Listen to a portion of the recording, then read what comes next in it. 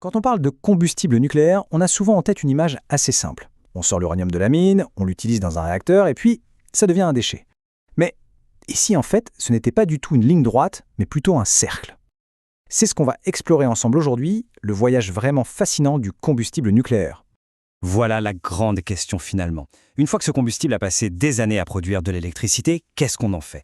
Est-ce que c'est juste un déchet qu'on doit stocker pour des milliers d'années ou est-ce qu'il y a autre chose? Eh bien la réponse est beaucoup plus intéressante qu'on pourrait le croire. Et c'est là que le mot cycle prend tout son sens. Il ne s'agit pas juste de trouver comment se débarrasser de quelque chose, non. Il s'agit de penser tout un processus industriel de A à Z. C'est une approche globale qui gère la matière du tout début jusqu'à la fin et, on va le voir, qui peut même lui donner un nouveau départ. Alors pour comprendre ce cycle, il faut commencer par le commencement, la phase amont. Et ça se passe bien avant d'arriver dans une centrale.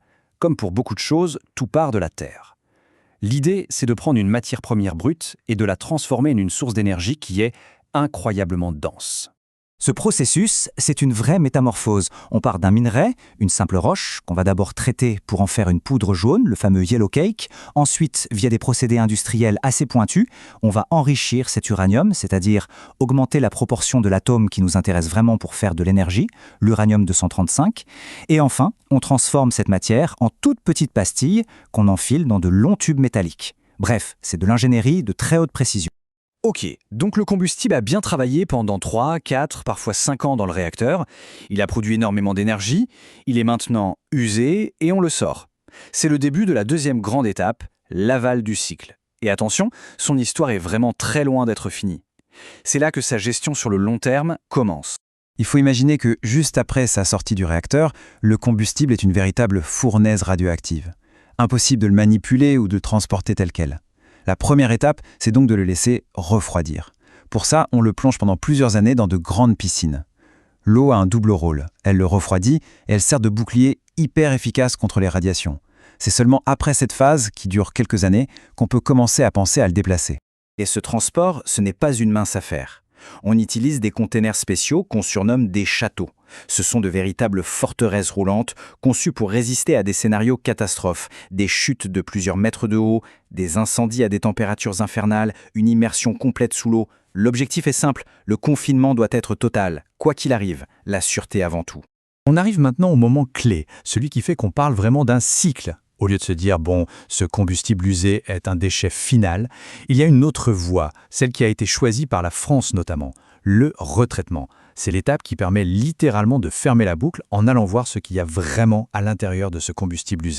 Alors accrochez-vous bien parce que c'est sans doute le chiffre le plus surprenant de toute cette histoire. Ce qu'on appelle combustible usé n'est en réalité un déchet qu'à hauteur de 3%.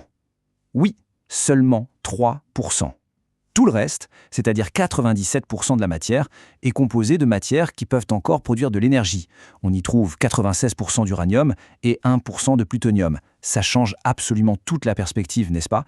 Du coup, le retraitement, c'est quoi? C'est une sorte de centre de tri de très haute technologie. D'un côté, on va séparer et récupérer ces 97% de matières valorisables, qui ont encore un énorme potentiel énergétique, et de l'autre, on isole les fameux 3% de déchets ultimes.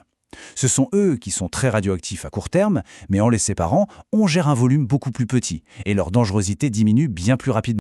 Et alors, on en fait quoi de ces matières précieuses qu'on a récupérées? Eh bien, on fabrique avec elles de nouveaux combustibles. Le plus connu s'appelle le MOX. C'est un mélange d'oxyde qui utilise le plutonium recyclé avec de l'uranium. Ce combustible MOX alimente déjà une bonne partie des réacteurs français. L'avantage est double. On économise nos ressources en uranium naturel et on transforme ce qui aurait été un déchet en une nouvelle ressource. Alors, en conclusion, pourquoi est-ce si important de parler de cycle? Tout simplement parce que ça change radicalement notre façon de voir l'énergie nucléaire. On ne passe plus d'une logique où l'on consomme une ressource pour la jeter à une logique où l'on gère et on valorise une matière sur le très long terme. Les objectifs derrière cette stratégie sont donc multiples. D'abord, il s'agit de tirer un maximum d'énergie de chaque gramme d'uranium qu'on a extrait du sol. Ensuite, et c'est crucial, on réduit de façon drastique la quantité et la dangerosité des déchets finaux. Et enfin, en créant notre propre source de combustible à partir de matières recyclées, on renforce notre indépendance et notre sécurité énergétique. Mais est-ce que toute cette complexité industrielle en vaut vraiment la peine?